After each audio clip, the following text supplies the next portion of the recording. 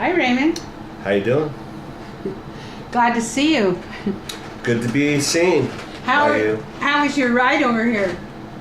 Hot. I know.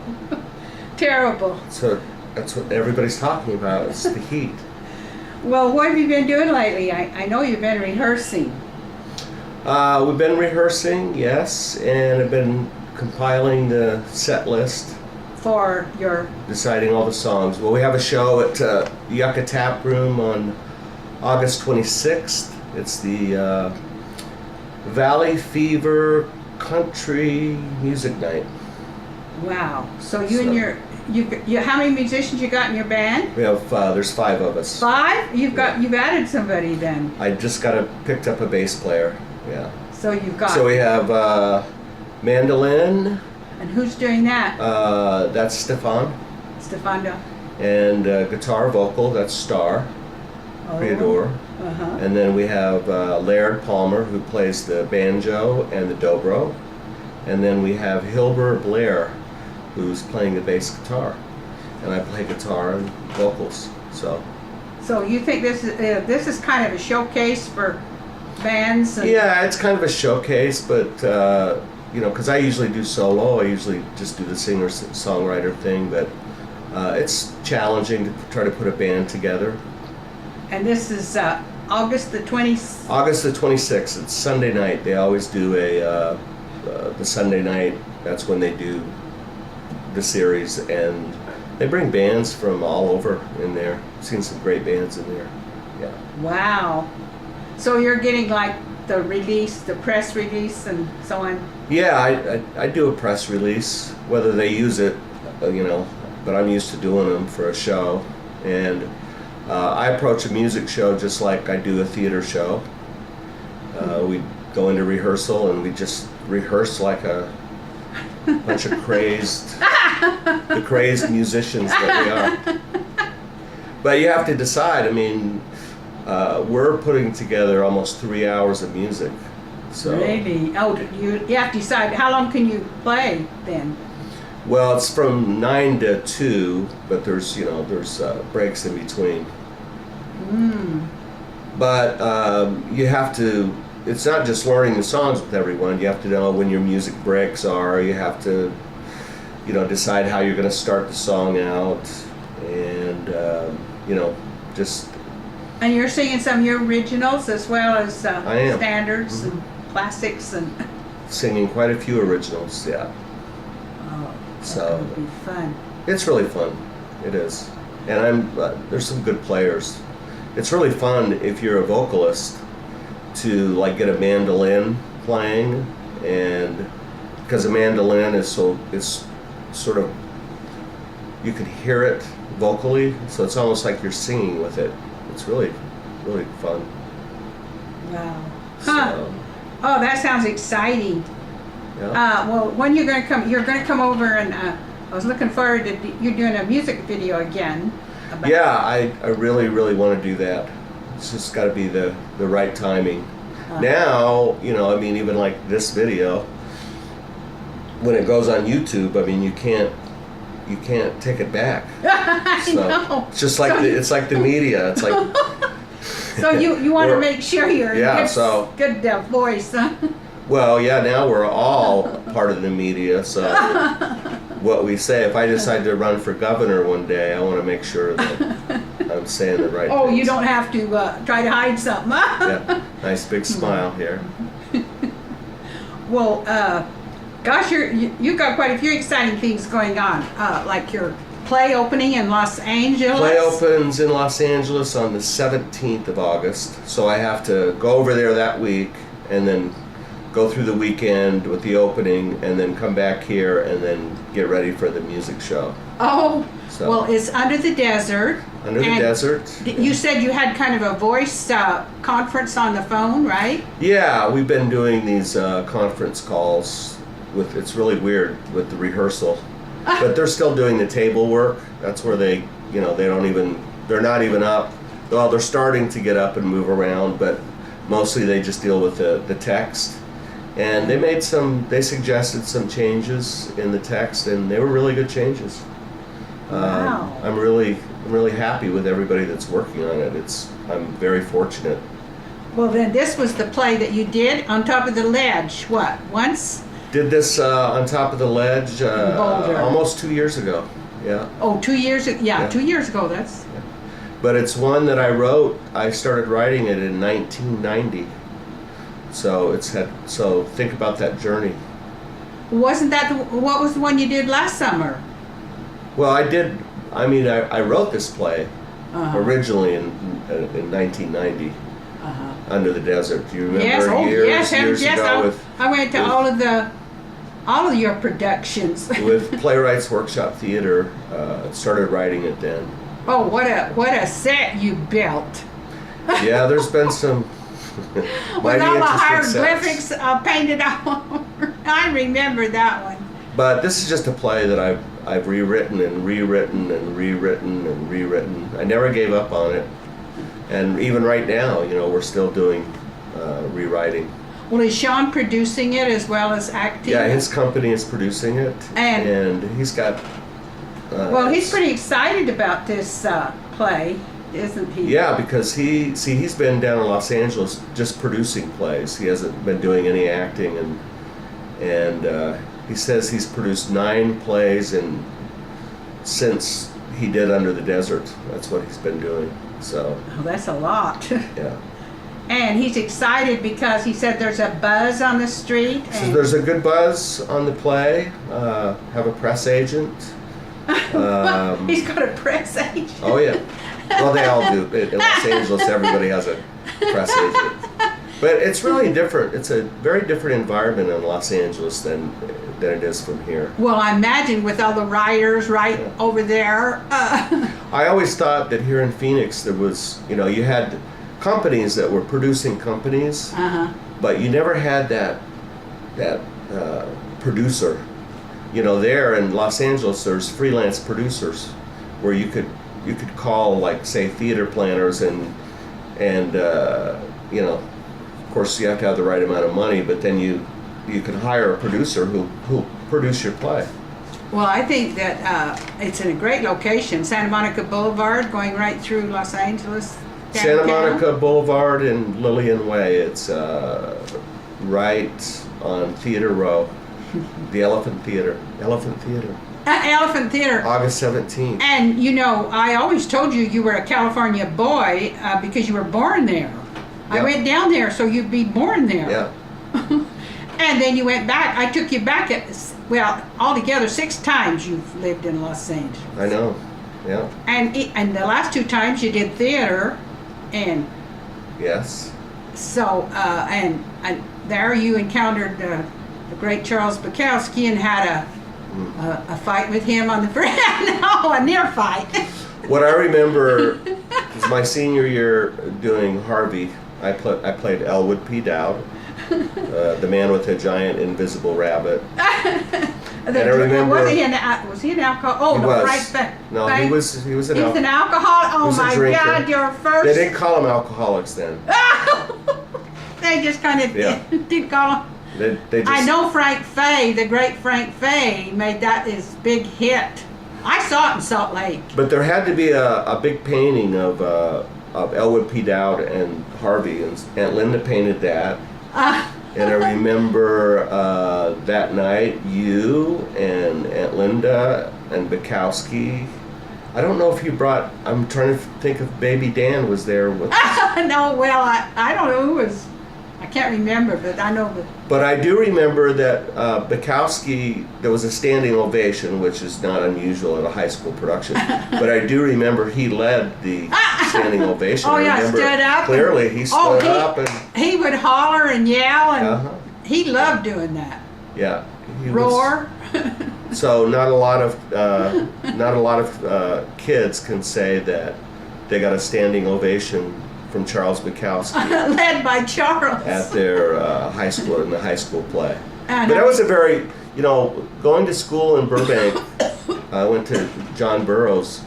The theater department was kind of like the football team. I mean, you had to Oh, be. wow, yeah. I mean, it was Well, right close to Burbank right. Studios. So you had in Los Angeles, you had theater departments that were really, really good, and And Randy Stone, I became really good friends with Randy Stone. He was the stage manager. Well, he's the friend of Jodie Foster, right? Well, he went on to become work for Paramount and produce shows. Yeah, and he actually won an Oscar for best short film one year. He did. He did.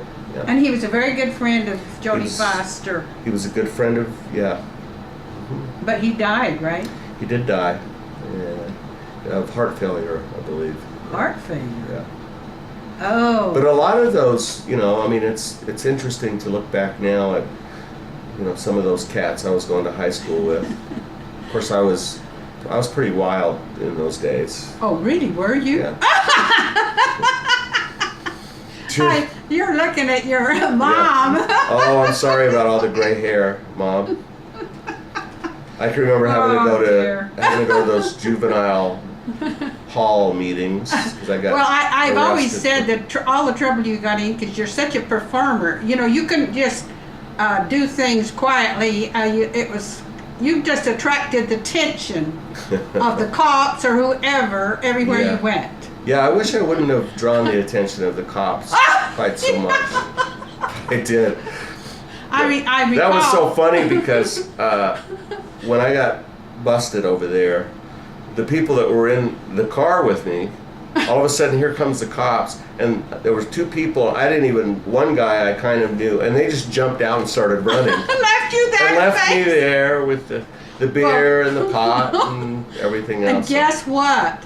In California, I didn't know it, but they put the parents on probation too. Yeah. And I said, Raymond, you've been here a week. And now I'm on probation and you're on probation in California. We had to go each week for, I think, 6 months. As long as... Yeah. Sorry. Oh, yeah, you're sorry now. Sorry, Mom. And I'd already taken you down there to get you out of any trouble you were in elsewhere. Well, that actually seemed pretty trivial in comparison. Mom, I may run for governor someday, so let's not... Don't tell about those That was, but I'll just say this, that was pretty mild troublemaking in comparison to... it wasn't to me, it was major. Then I had to go for the first time I was on probation. But I love that theater department. I had a great teacher, her name was Miss Van Hardesveld. Oh yeah, I remember Miss Van Hardesveld. And she was one of the few teachers. So many kids fall through the cracks. Oh yeah, I thought she was saving you. And if you get a teacher who can see that and who puts an effort into, seeing a kid. Well, this kid is, and I had a talent for doing what I was doing, but she was the one who sort of gave you the opportunity. Gave me the opportunity. Mm-hmm. And I feel that your one play that where you talk about a lot of these experiences is Blue Baby, the memoir, and it talks about your California experiences. It's a very Los Angeles play. So I'm hoping that I really do hope that that's one of the next plays I get done. I really feel like if I can getting this play up is really important because I really feel like the other plays will follow. Didn't you say that the director they hired is high on Blue Baby? I know that he likes it. Yeah. Yeah, likes it. Well, Blue Baby is a more complex play. It would be more. It would be demanding to produce. Mm-hmm. But I think it's your Los Angeles play. Yeah, it's kind of scary to think about that play now because of talk about running for governor. Sure. Because I made it a memoir. So. But it sort of condenses everything, all the trouble and everything that happened, growing up. It sort of. And through your teens, I think mostly. And relationship with mom, dad, mom doing the typewriter. Oh yes, yeah. I remember the part in there where it says that growing up to the sound. I became a writer because I grew up to the sound of a typewriter, and when I got old enough, that was, I had to keep that sound going. So. Well, I remember I was pretty stunned because in that play you said Mom, I'm going to go jump off the roof now, and I'm just saying, okay, type away. Yeah. Something like that, and Yeah. which I don't recall ever being that out of it while I was typing. Well, you were pretty. You Oh, got, I You know. got pretty focused. I could concentrate no matter what was Yeah. happening with my kids. They had to do pretty major distraction. Yeah, we had to. We had a hard time getting your attention. But, Well, how else could I have written those plays and novels? well, I remember in Blue Baby there's that one question where he's questioning what he's good for, and the character says material. So there was a lot of material, but you had a lot of material going on in your life as well. I mean, you had. Yeah. So But I mean, call every it- writer. I mean, when you make, I think when you make that choice to be a writer, it's not that you have to, take some self-destructive path, but you do have to bring adventure into your life if you're. Well, gonna write. yeah, I used to think that. But I also thought that I was a writer who had to deal with the dark side, and that to me it limits your opportunities. People. I remember people would say to me, "Well, if you'll just take out all the alcohol and write some nice Western stories about the range, horses," and I would just get furious. Yeah. I thought, you can't have the West without the dark side. But I think you were writing plays though when you were a little bit ahead of your time. When I came along, it was a lot easier for me to put that kind of material on the stage, that dark material. You were still coming out of a time when people really didn't want that, or they were just starting. Well, there was always the outlaws. There was always the people the wild people, and that's where the West got a reputation for being. And yet, there's some people that want to clean that all up and not. Well, I think at that time too, in the 50s and like the 60s, that they were allowing, Lift it up. Oh, my partner's had it to me. Well, My edit that partner part is out. calling, wondering. Can you edit this out? No, I don't even know how, because I haven't started making film in mine. All right, that was a telephone call from a producer. Yeah, I Los can't Angeles. wait. But what I was saying is that they would allow. It's almost like they allowed dark material if it was, more sophisticated, Eastern kind of, Tennessee Williams, Arthur Miller, urban writers could write about that dark stuff. Oh, my partner's very persistent. We are filming. Bye. We're going down to his apartment afterwards and watch this on his big screen TV. Okay. And, well, I don't know. This has been fascinating, but maybe we can start drawing to a close. Do you have anything else very significant you'd like to say about your next? I don't know if any of this is significant. Oh, hey, I'll slap you. Don't you slap me. Abuse. That's one thing. You never slap me. So she was not an abusive mom. Yeah, here he is, got a play opening in Los Angeles. He's going to do this. I'm very going excited. to. I'm very This excited. is really funny. I'm going to audition to play Barry Goldwater. I never thought it's you just looked like, but maybe you could be. I was looking at his. And I don't think they want an impersonation. They want more of a rendering, which is a good choice. But I was looking at, there was a photo that the playwright sent with the facial structure. If I lost a few pounds, I could probably pull it off. I could get the rough, tough talking, Mr. Conservative. Here's my audition right now. But Goldwater was an interesting man. In closing, I guess that's it. That's it, kind of a climax but let me tell you people, it's deceptive what he's saying. This is exciting. I'm very excited about the opening in Los Angeles. I didn't go down there 5 times for nothing. I think at last maybe it'll pay off. Yeah, I hope so too. Okay. All right, bye.